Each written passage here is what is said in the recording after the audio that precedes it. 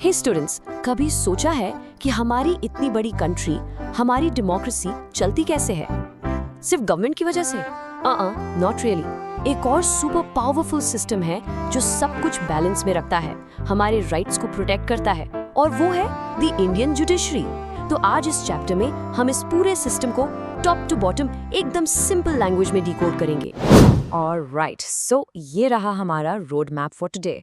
सबसे पहले सबसे बेसिक सवाल, हमें कोर्ट्स की ज़रूरत ही क्यों है?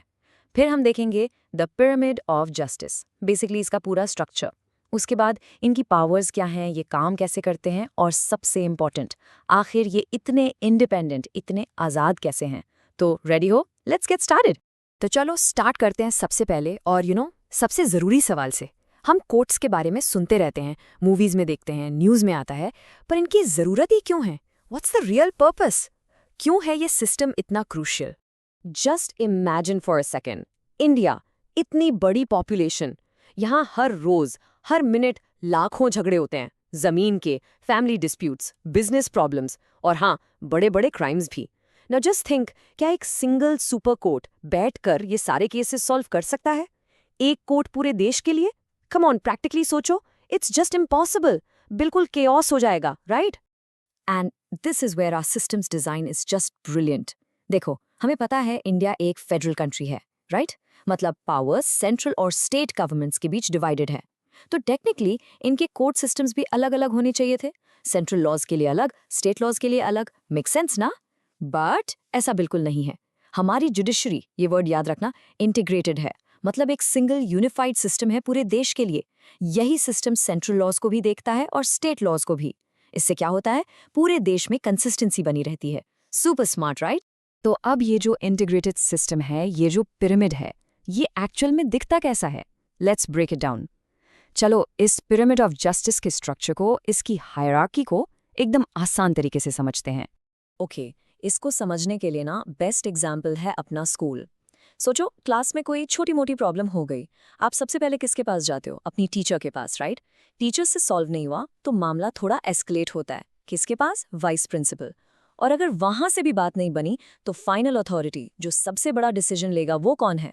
Of course the principal. हमारा कोर्ट सिस्टम बिल्कुल बिल्कुल इसी तरह काम करता है।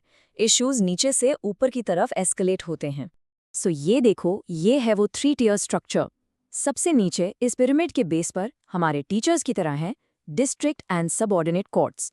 ये वो कोर्ट्स हैं जहां आप और मैं, यानी आम आदमी, सबसे पहले अपनी प्रॉब्लम लेकर जाता है।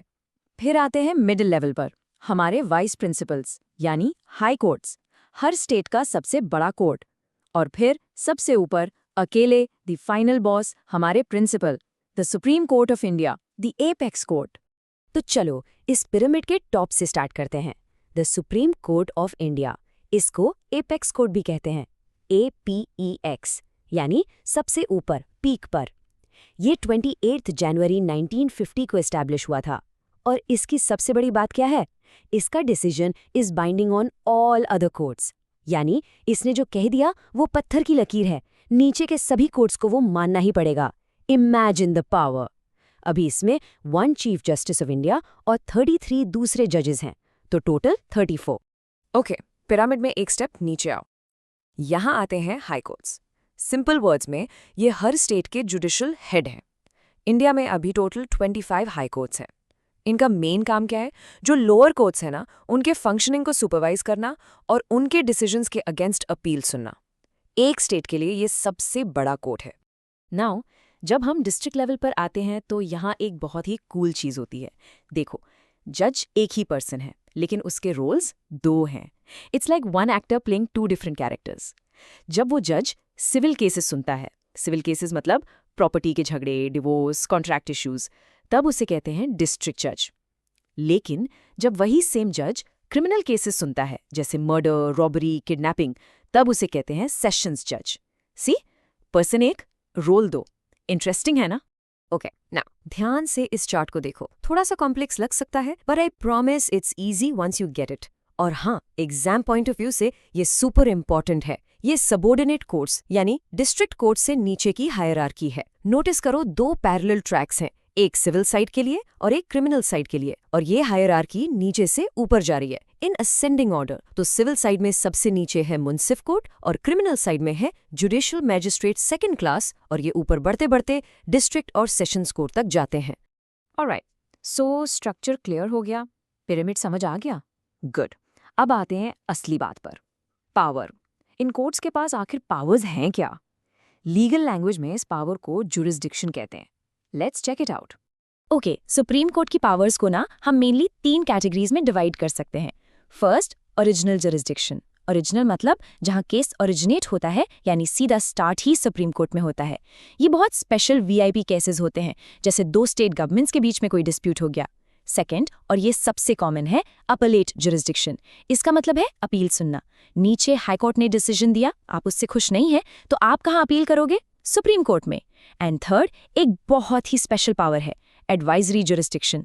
इसमें अगर प्रेसिडेंट ऑफ इंडिया को किसी लॉ पर कोई एडवाइस चाहिए तो वो सुप्रीम कोर्ट से पूछ सकते हैं। अच्छा, अब ये सोचो, इन कोर्ट्स में गवर्नमेंट को रिप्रेजेंट कौन करता है? उनके भी तो लॉयर्स होंगे ना? बिल्कुल। तो सेंट्रल गवर्नमेंट का जो सबसे बड़ा लॉ ऑफिसर होता है, उसे कहते हैं अटॉर्नी जनरल ऑफ इंडिया। वो गवर्नमेंट का मेन लीगल एडवाइजर है। सेम टू सेम, हर स्टेट का भी अपना टॉप लॉ ऑफिसर होता है, और उसे कहते हैं advocate general of the state. और हाँ, अटॉर्नी जनरल की हेल्प के लिए सॉलिसिटर जनरल भी होते हैं।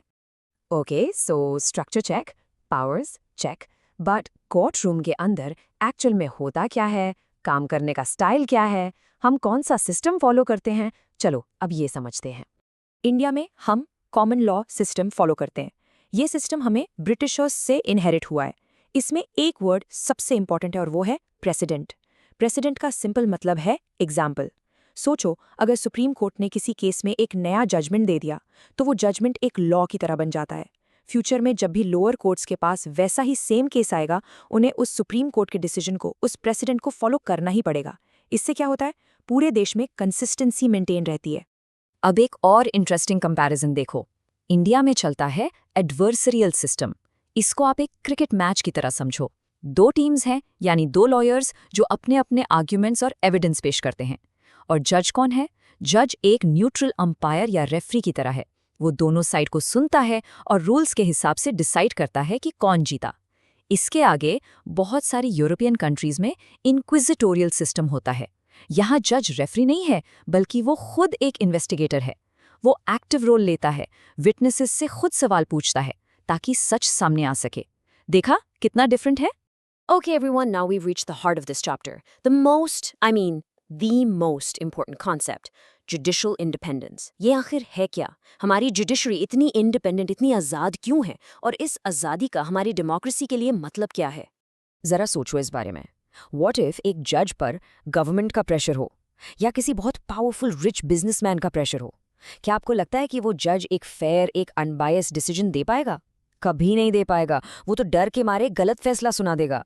तो why is it so important कि जजेस किसी से ना डरें, कि वो कंप्लीटली इंडिपेंडेंट हो? द आंसर इज सिंपल, क्योंकि एक इंडिपेंडेंट जुडिशरी ही हमारी डेमोक्रेसी की वॉचडॉग है। जैसे एक वॉचडॉग घर की रक्षा करता है, वैसे ही जुडिशरी हमारी डेमोक्रेसी की रक्षा करती है। ये हम सबके फंडामेंटल राइट्स की गार्डियन है। अगर कल को गवर्नमेंट कोई ऐसा लॉ बना दे जो आपसे आपके राइट्स छीन लें, तो आप कहाँ जाओगे? आप जुडिशरी के पास जाओगे, और जुडिशरी उस लॉ को कैंसिल कर सकती है। ये गवर्नमेंट की पावर्स पर एक चेक लगाती है, इसलिए इसको चेक्स एंड बैलेंसेस का सिस्टम कहते हैं। It's absolutely crucial. और इस पावर का सबसे बड़ा, सबसे हिस्टोरिक एग्जाम्पल है ये case, Kesavananda Bharati versus state of Kerala. Year था 1973। इस केस में सुप्रीम कोर्ट ने एक ऐसा डिसीजन लिया जिसने सब कुछ बदल दिया। उन्होंने कहा कि पार्लियामेंट, आपके पास कॉन्स्टिट्यूशन को अमेंड करने की, यानी चेंज करने की पावर है, बट आप इसकी आत्मा को, इसके बेसिक स्ट्रक्चर को, इसके बुनियादी ढांचे को डिस्ट्रॉय नहीं कर सकते। बेसिकली सुप्रीम कोर्ट ने एक लाइन ड्रॉ कर दी कि पार्लियामेंट की पावर लिमिटलेस नहीं है। What a powerful statement. Okay, so चलो एक क्विक रिवीजन हो जाए। हमने आज क्या क्या कवर किया? फर्स्ट, इंडिया का जुडिशियल सिस्टम इंटीग्रेटेड और 3 टियर है। सेकंड, कोर्ट्स के पास ओरिजिनल, अपीलेट और एडवाइजरी पास होती हैं। थर्ड, हम एडवर्सेरियल लीगल सिस्टम फॉलो करते हैं, जज एज ए रेफरी, याद है ना? And fourth and most importantly, हमारी जुडिशरी कॉन्स्टिट्यूशन की एक इंडिपेंडेंट गार्डियन है। सिंपल। तो जाते जाते मैं आपके लिए एक सवाल छोड़ रहा हूं। अगर एक जज का रोल लॉ का एक न्यूट्रल गार्डियन होना है, बिल्कुल अनबायस्ड, तो What does that mean for the future of democracy in India? एक स्ट्रॉन्ग इंडिपेंडेंट जुडिशरी हमारे देश के फ्यूचर को, आपके और मेरे फ्यूचर को कैसे शेप करती है, इसके बारे में जरूर सोचना। चलो अगली क्लास में मिलते हैं।